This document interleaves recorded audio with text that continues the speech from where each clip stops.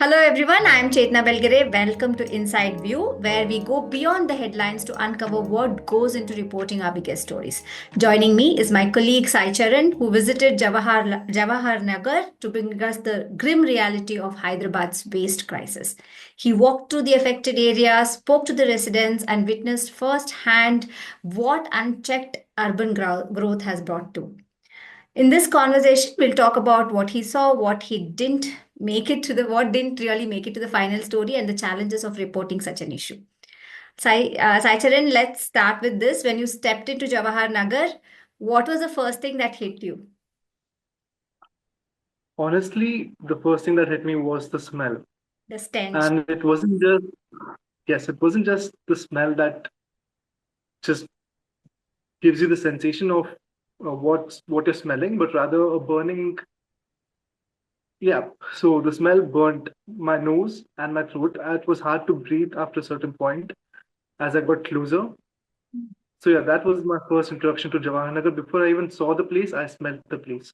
Okay, that's like I can actually imagine how it could have been. So, for our viewers, can you tell us where exactly is Jawahar Nagar located in Hyderabad? And also, if you could just give a brief explanation on how big the area is and how far are the houses located? How does it actually look like? Just a brief description on the view of this area. So Jawahar Nagar is essentially about 25 odd kilometers from the center of the city, and it's beyond Yapral, Bolaram towards Secunderabad side, and the houses are not very far away from the dumping yard. You Mhm. can walk there in about 2 to 3 minutes Okay. easily, Okay. and even the houses, to give you a sense of scale, the waste that is dumped is far taller than all the houses combined in the area. Oh. The waste itself has become a mini hill that is very hard to miss. Mhm. So usually a hill is associated with a good view for most people, but for them, this hill is a sign about how they are neglected What every kind single of day. waste? What kind of waste is dumped here? So it's all kinds of waste. If you look at it, you can see scraps of plastic, wet waste, everything coming together. But to top it off, I have seen multiple septic tankers going in and coming out of the dumping yard on a like every 5 to 10 minutes, there's a septic tank that goes in and comes out. So it's all kinds of waste that comes from the city and the surrounding areas that goes there. Okay. And see, when you talk about waste being dumped in a residential area like this, was it there? Has it been there from many, many years? Is it recent move? From since when is this whole thing happening? And also, who are the kind of residents who are staying here? Is there any economic strata that you can actually put to those residents there? So this area had the dumping yard wasn't exactly this big. Not all of Hyderabad's waste came to this area, but rather just it was a small landfill of sorts where the local residents would put their waste. And this was before the 2000s rolled around. Since the 2000s, it became a proper dumping yard where all of Hyderabad's waste started coming.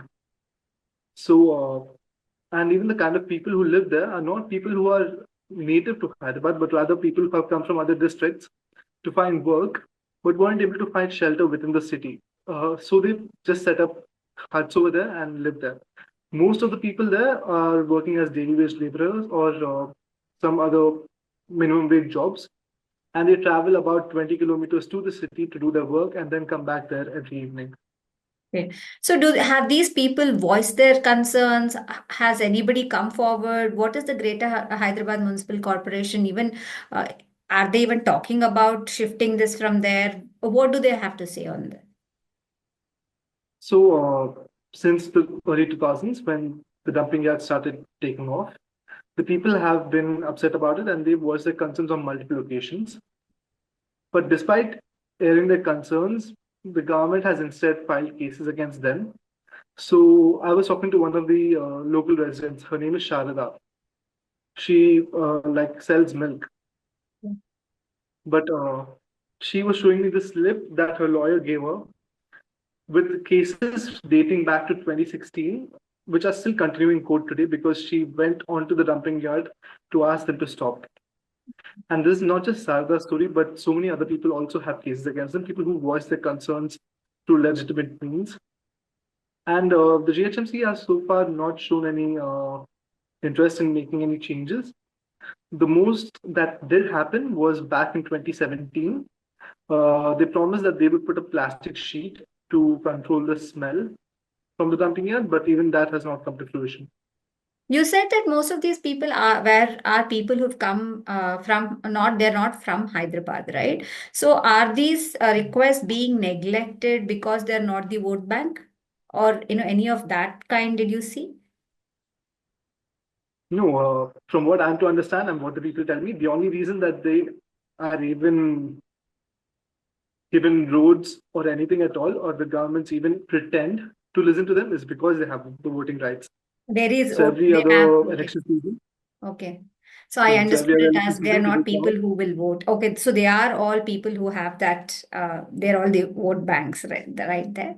Okay, okay, that's interesting. So now, when you went there as a reporter, what were the challenges? You are a young reporter, so I'm sure that, have you covered any such stories before, or was this experience a new one for you? How was your, when you went there, and you know that there is this story you have, I'm sure you've done your background work and all that, but when you go to the spot, it's very different, right, for us reporters. So what is it that you felt, okay, this is going to be a challenge, or or this is easy? What was your experience there? It was definitely challenging, and for multiple reasons. The first is that when I saw the conditions that we're living in, and when it turned out that that was the waste that's coming out of Hyderabad, the place where I live, I felt partly responsible or answerable to them on a moral level. But apart from that, it was also a little bit of a strain physically because I have covered stories where I had to trek a little bit to reach a village.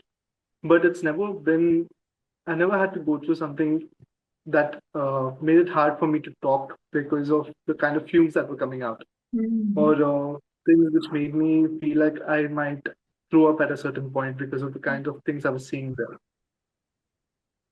And even apart from that, it became a little hard to relate to the residents.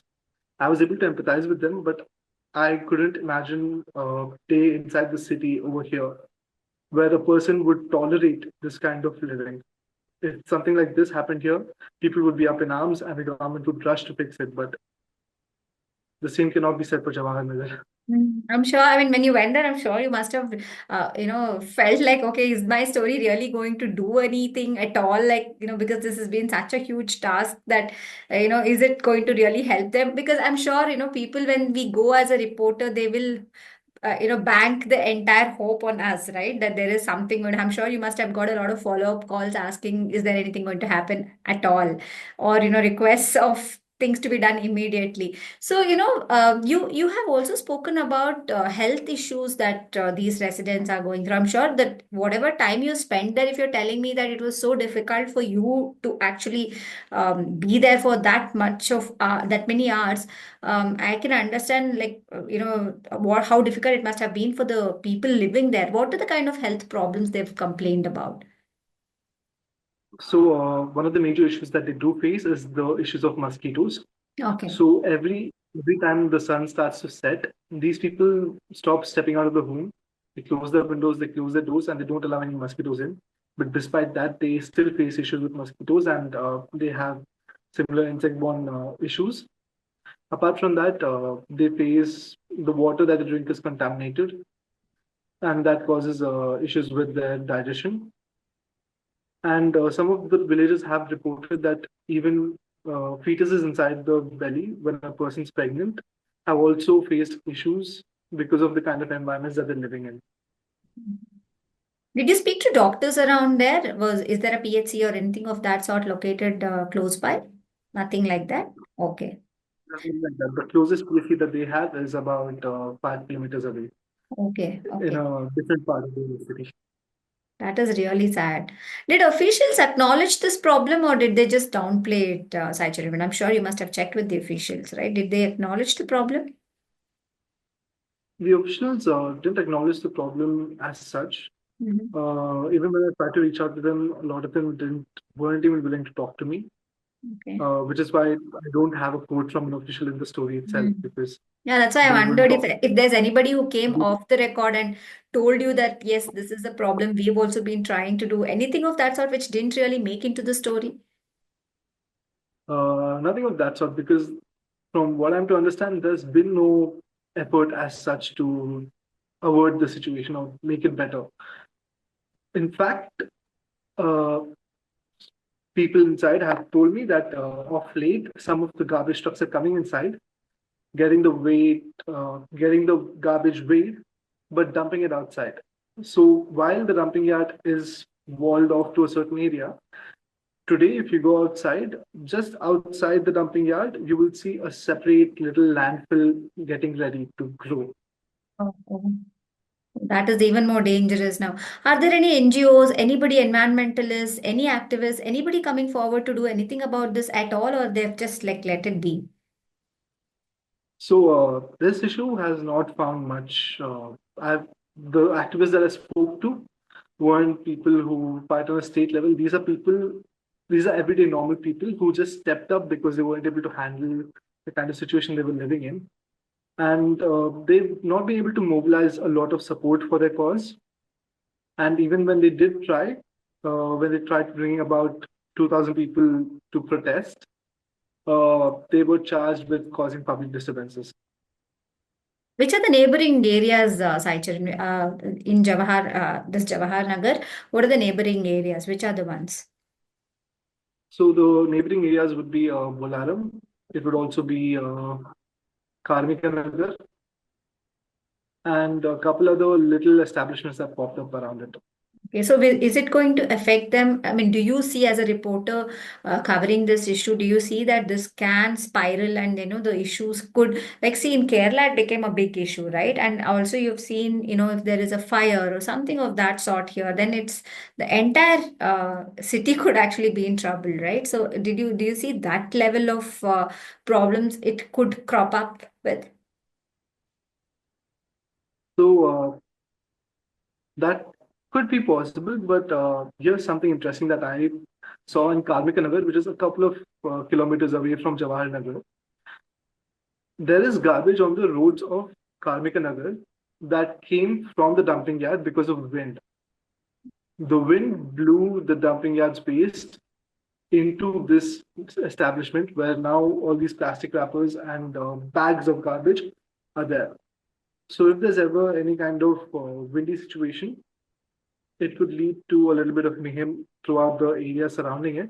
And one major issue that they will face inevitably is during the monsoons, when the water is likely to get clogged everywhere, and it's going to not only lead to excessive stench and pest issues, it's also going to lead to the leaking of this water into residential areas that people could come in contact with it.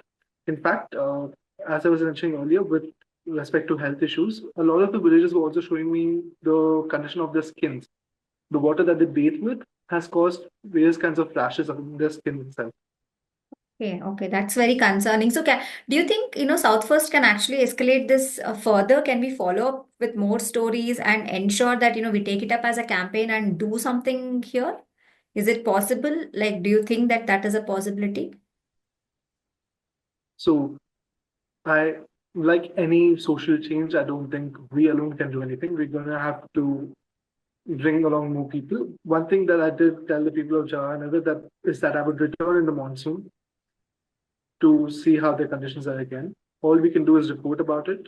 Uh, change Still feel, is Taicharan, I still feel you should follow it up with, sometimes what happens when we do a story, we do one story and then we kind of think that, why are we writing about this again and again, right? We've already covered it. So that's the tendency of some news organizations as well. And sometimes the reporter himself or herself can also feel that. But issues like this, I think you must keep following it up every now and then. I'm sure then, there will be some kind of change that will be brought in. I hope at least the new dump yard, which is just beginning there, the dump which is being thrown, which is being the waste which is being dumped now outside the walls of this area, I'm sure at least that we must try and do it. I'm sure you have done a fantastic job, Saicharan. It was a great, story to read, and also it was really your efforts could be seen there in the story what you have reported. Anything else you want to add to this? Yes, speaking of change, even the people of Jawahar Nagar have given up, which is appalling because they've been fighting for this long, and at this point, to them, all they want is basic changes. Have stopped, they stopped being hopeful about finding a big major change where their conditions will improve. So yes, the current largest issue that they are facing is the emergence of newer landfills and waste dumping sites around the dumping yard, it making the conditions even more miserable. Thank you very much, Saicharan. It was wonderful speaking to you. That is all we have for today. We will see you again with another story and the story behind that story in our Inside View. Please subscribe to our YouTube channel. We are on YouTube in the name of South First. We are also on our X and also Instagram handles. Please do follow us. Thank you very much. Thank you.